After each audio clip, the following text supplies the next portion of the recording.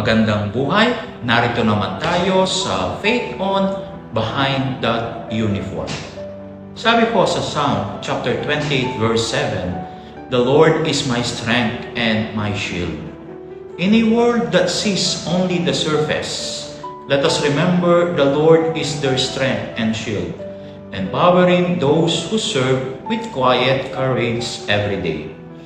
A man in uniform is often admired, but the person inside the uniform, it's not easy to be them.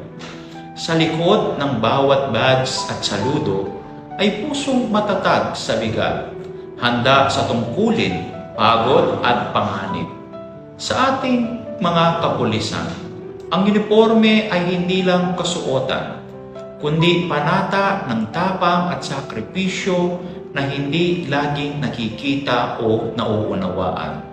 Madalas nating makita ang tikas at disiplina, pero bihira nating tanungin, kamusta siya sa loob?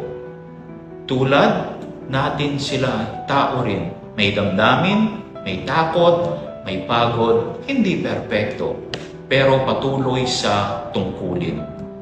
Ngayong araw, naway maalala natin silang ipanalangin para sa kanilang kaligtasan, kapayapaan ng loob at gabay sa bawat desisyon. Sa ngalan ng Ama at ng Anak at ng Espiritu Santo. Amen. Lord, bless all those who serve in uniform.